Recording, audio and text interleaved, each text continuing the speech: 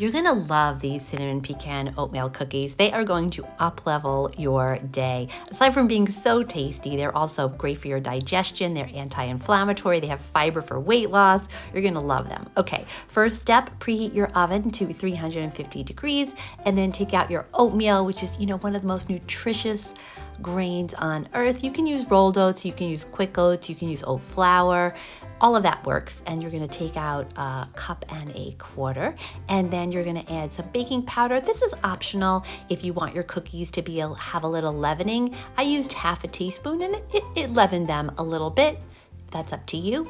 Next, cinnamon, highly recommended. Cinnamon's fantastic, and it's so good for you also.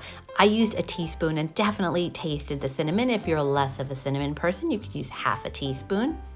And next, pumpkin puree. You could also use sweet potato. You could substitute the sweet potato for it, but pumpkin puree comes ready to go. So I find that to be much easier. And you are going to use 4 tablespoons or 1/4 cup. That is exactly the same thing.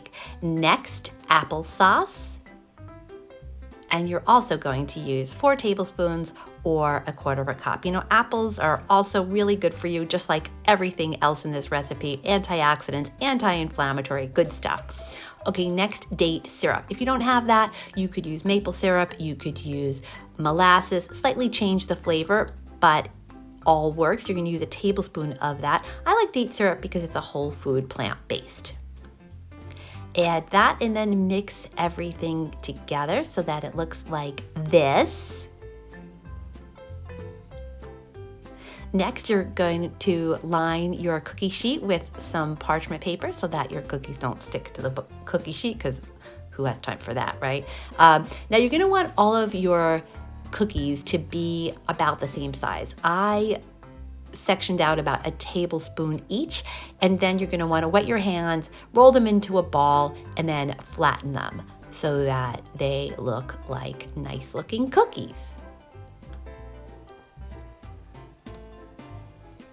Next, a topping for your cookies. I love pecans, but if you don't have those, you could also use walnuts, you can use peanuts. Regardless of what you choose though, pick out the sexy looking nuts. We eat with our eyes, so make sure you have the good looking pecans in your cinnamon pecan oatmeal cookies. Then you're just gonna wanna make sure to smush that in good so that the pecans don't fall out. And now your oven should be fully preheated and you are ready to bake.